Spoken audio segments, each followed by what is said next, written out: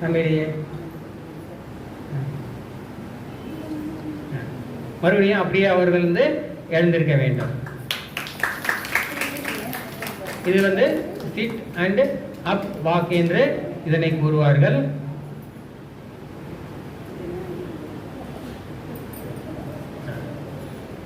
அடுத்தபடியாக கோவர்த்தன வாக்கு அப்படி என்று சொல்வாங்க. அதாவது கால்களை மடக்கி குதிங்காலை உயர்த்தி அதில் வந்து விரல்களால் மட்டும் அங்கேயே வந்து நடக்கணும். அது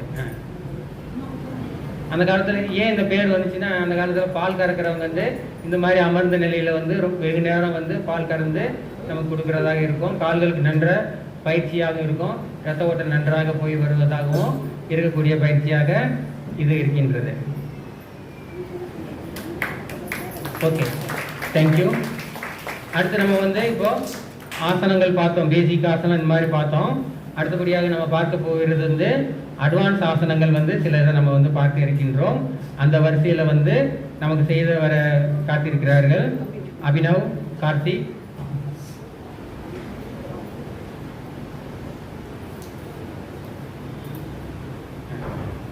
முதலாவதாக திரிவிக்ரமாசனம் செய்ய இருக்கிறார்கள்.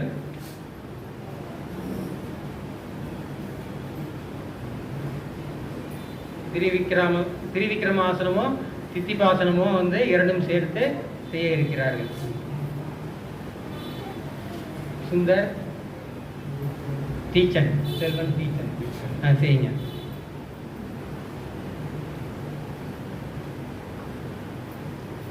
இது திரிவிக்ரமாசனம். சித்திபாசனம், சித்திபாசனத்தில் வந்து 2-3 வகைகள் இருக்கிறது. இந்த மாதிரி செய்யலாம். இது வந்து ஹேண்ட் பேலன்ஸ்க்காக செய்யக்கூடிய பயிற்சியாக இருக்கிறது. ரிலாக்ஸ்.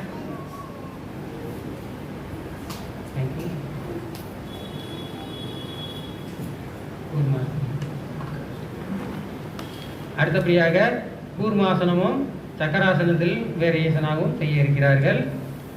சுந்தர், அபினவ், கார்த்திக்.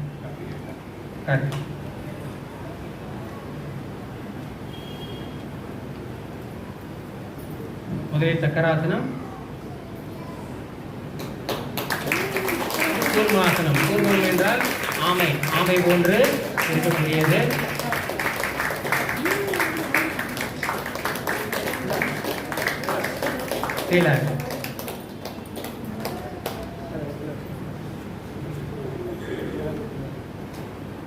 அடுத்தபடியாக ஏகபாத பத்மாசனமும் பத்ம மயூராசனமும் செய்த காட்ட இருக்கிறார்கள். ஏகபாத பகாசனம்.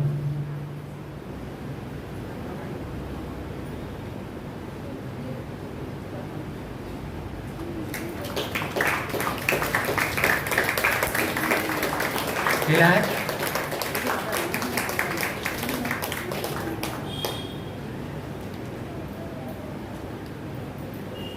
தேங்க்யூ. அடுத்தபடியாக நம்ம ஆசனங்கள், ஒரு ஆசனத்திலிருந்து அடுத்த ஆசனங்கள் சைக்கிளிங்காக தொடர்ந்து செய்யக்கூடிய பயிற்சியாக செய்ய இருக்கிறார் செல்வன், தீக்ஷன்.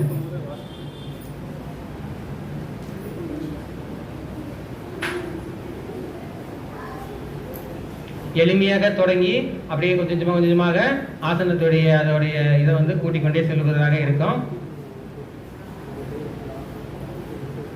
மல்லாக படுத்துக்கொண்டு செய்யக்கூடிய ஆசனங்களாக வருகின்றன. முதலாவதாக கத்திரிக்கோள் ஆசனம். கால்களை வந்து கத்திரிக்கோள் போன்று உயர்த்தி, ஒரு காலை மட்டும் உயர்த்தி வைத்துக் கொள்ள வேண்டும்.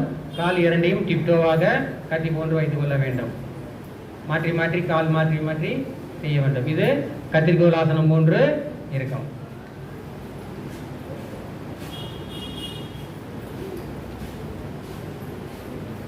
இதை தொடர்ந்து அடுத்தபடியாக உத்தித பாதாசனம். நம்ம கிரேட் வைஸ் ஆசனங்கள் நம்ம வந்து 5 கிரேட் வைத்திருக்கிறோம். அதில் வந்து முதல் கிரேடில் வந்து இந்த ஆசனங்கள் வருகின்றன. உத்தித பாதாசனம் 45 டிகிரி, அப்புறம் அதிலேருந்து 60 டிகிரி, அதன் பின் 90 டிகிரி. அதுக்கப்புறம் வந்து நம்ம பார்க்க இருக்க போகிறது விபரீத கரணி.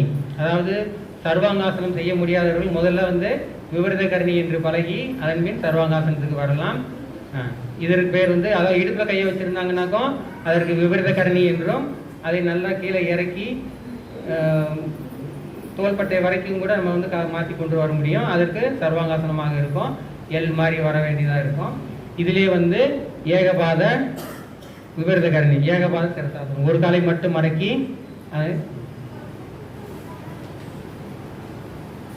சேஞ்ச். அடுத்த கால்.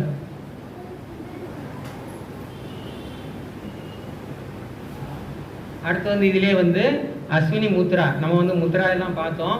இதில் ஆசனங்கள் செய்யக்கூடிய முத்ராவாக அஸ்வினி முத்ரா. புதப்பகுதியை வந்து சுருக்கி விரித்து செய்யக்கூடியது. பந்தங்கள் என்று இருக்கின்றது, அது வேறு. ஆனால் இது வந்து அஸ்வினி முத்ரா என்று அழைக்கப்படும். அடுத்தபடியாக இந்த இதிலிருந்து அவர் பத்மாசனம் செய்து காட்ட இருக்கிறார்.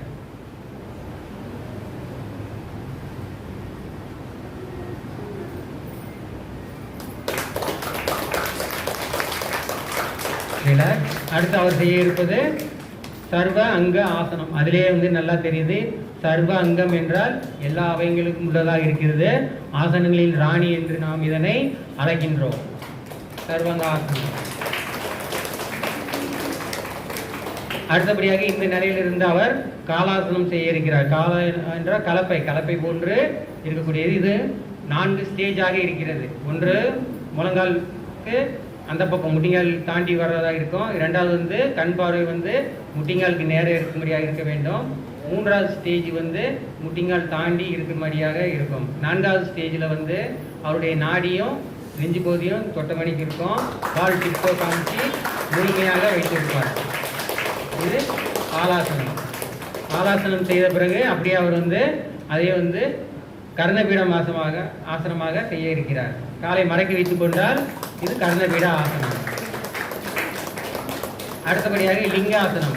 ஆவடை போன்ற கையை வந்து முன்னாடி கொண்டு வந்து வைத்துக் கொண்டார். வந்து இது வந்து லிங்க ஆசனம் என்று அழைக்கின்றார்கள்.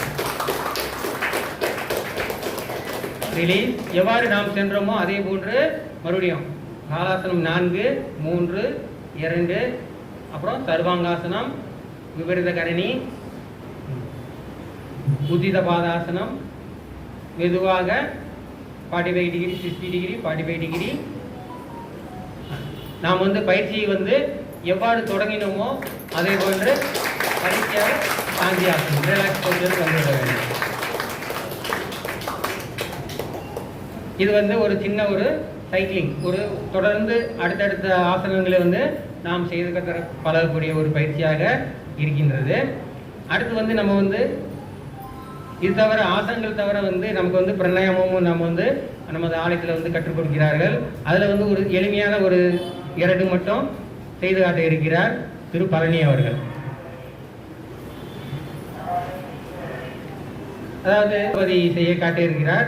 ஆனால் முதல்ல வந்து அதுக்கு வந்து நம்ம வந்து மூச்சு பயிற்சி வந்து நமக்கு வந்து இதில் தேவைப்படுகிறது. அதாவது நம்ம காற்றினை எவ்வாறு உள்ளே இழுத்து வெளிவிடுகிறோம் என்று நாம் வந்து ஆராய்ந்து பார்ப்பதில்லை. சாதாரணமாக காற்று உள்ளே போகின்றது, வெளியே வருகின்றது. அதை வந்து நம்ம அதை கூட கவனிக்கிறது இல்லை. ஆனால் நம்ம வந்து மூச்சு காற்றினை எவ்வாறு விடுகின்றோம், அதை எவ்வாறு கட்டுப்பாட்டுக்குள் வைத்துக் கொள்ள வேண்டும் என்று நாம் செய்தால் நமக்கு கோபம் இவைகள்லாம் வந்து வருவதில்லை. நன்றாக அமைதியாகவும் மன சாந்தமாகவும் இருக்கிறதுக்கு பயன்படும். இதில் வந்து மூச்சு வந்து நம்ம வந்து 3 செக்மெண்டாக பிரித்து செய்யலாம். அதை வந்து சொல்லிக் கொடுக்குறாங்க இங்கே. அதாவது அடிவயிற்று, நடுப்பகுதி, மேல் பகுதி என்று இருக்கிறது. இப்போ வந்து இந்த கபாலபஸ்திக்கு வந்து நம்ம செய்ய வேண்டியது வந்து நம்ம வந்து வயிறு வந்து வெளியே துருத்தி கொண்டு இருக்கிறது. அதை வந்து உள்பக்கமாக நாம் வந்து அழுத்தி மூச்சினை வெளிவிட்டு பழக வேண்டும். முதல்ல கையினை வைத்து இவ்வாறாக உள்பக்கமாக அழுத்தும் பொழுது நம்முடைய அடிவயிற்றில் உள்ள குடல்கள் எல்லாம் சேர்ந்து நுரையீரலுடைய அடிப்பகுதி வந்து தட்டுகிறது. அப்பொழுது தட்டும் பொழுது அங்கு உள்ள அசுத்தங்கள் எல்லாம் வந்து கலைக்கப்பட்டு அங்கு உள்ள அறைகள்லாம் நன்றாக விரிவடைந்து நமக்கு காற்று முழுமையாக பூர்ணமாக அதிகமாக காற்று உள்ளே சென்று நம் பிராணசக்தி உள்ளே சென்று அங்கு உள்ள அசுத்தங்கள்லாம் வெளியே வரக்கூடியவதாக இருக்கிறது. அவ்வாறு செய்யும் பொழுது அது நன்ற ஒரு ஆரோக்கியமாக இருக்கிறது. இப்போ கபாலபதி செய்வதற்காக முதல்ல வந்து ஒரு மூக்குறியாக செய்யலாம். அதற்கு நாசிய முத்திரை என்று கைகளை போன்று மடக்கி வைத்துக்கொண்டு கைகளை பக்கவாட்டில் நீட்டி மடக்கி தோள்பட்டை வந்து நேராக வைத்துக் கொள்ள வேண்டும். கட்டவரல் வந்து நம்முடைய வலது பக்கமும் அந்த சுண்டு வரல் வந்து இடது பக்கமும் பாதையை அடைக்க வேண்டும். இப்போ ஒரு பக்கம் 2 முக்குறியாக காற்றினை நன்றாக உள்ளே இழுத்து ஒரு பக்கமாக காற்றினை வேகமாக வெளிவிடுகிறோம். இப்போ வெளிவிடும்போது தானாக வந்து வயிறு வந்து உள்பக்கமாக போக வேண்டும். அவ்வாறு செய்யும் பொழுது உள்ள இருக்கிற காற்றுகள் வெறும் நம்ம பம்பு பண்ணுற மாதிரி நல்ல ஃபோர்ஸாக வெளிவருகிறது. அதே இது மாறி மாறி செய்யும் பொழுது வேகமாக நமக்கு வந்து இது பசியை தூண்டக்கூடியதாகவும் இருக்கின்றது.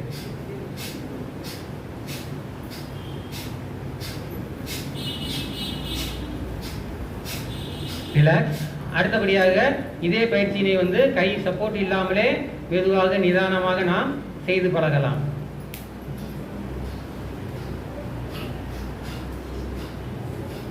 இது நிதானமாக செய்தாலே போறோம். ஒரு சிலர் வந்து இதே வந்து வேகமாக நாம் வந்து செய்தும் பழகிறது உண்டு. அடுத்தபடியாக நம்ம பார்க்க இருப்பது வந்து சீத்தளி பிராணாயாமம். அதாவது நம்ம உடம்புல வந்து நம்ம குளிர்ச்சி தரக்கூடிய பயிற்சியாக இருக்கிறது. நம்ம இப்போ வெயில் காலத்தில் இருக்கிறோம். வெயிலில் இருக்கும் பொழுது நமக்கு வந்து உடல் வந்து தானாக வந்து உஷ்ணமாகிறது. அதனை வந்து சரி செய்வதற்காக இந்த பயிற்சி இருக்கின்றது. அதாவது எவ்வாறு செய்ய வேண்டும் என்றால், நாக்கினை குழல் போன்று வைத்துக்கொண்டு முதல்ல வந்து நல்ல உமிழ்நீர் வந்து நாக்கு மேலே படும்படியாக வைத்துக்கொள்ள வேண்டும்.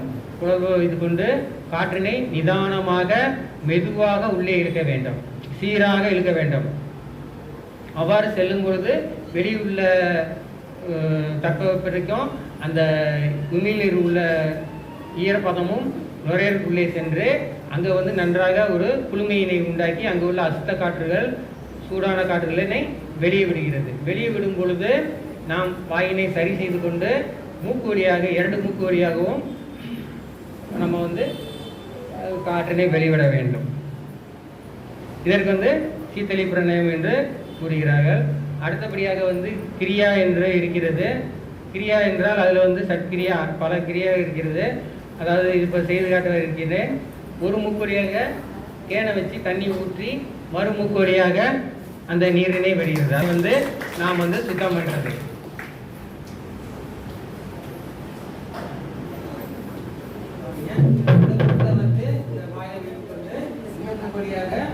நீர் வரும்.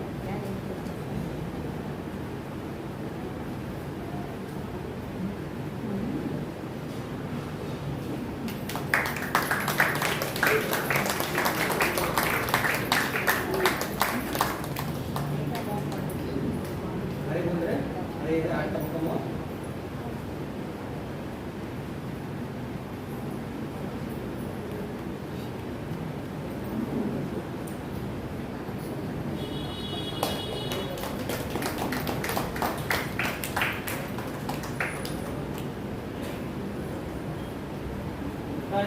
செய்து பழகுவதால் நம்முடைய மூக்கில் வந்து ஜலதோஷம் இந்த மாதிரி சைனஸ் இவைகள்லாம் வந்து சரி செய்வதற்கு பயன்படுகிறது. இவ்வாறாக நிறைய பயிற்சிகளை நாம் ஆலயத்தில் வந்து கற்றுக்கொள்ளும்படி கேட்டுக்கொள்கின்றேன். இதுகாரம் செவி மடுத்ததற்கு நன்றியை தெரிவித்துக் கொள்கிறேன்.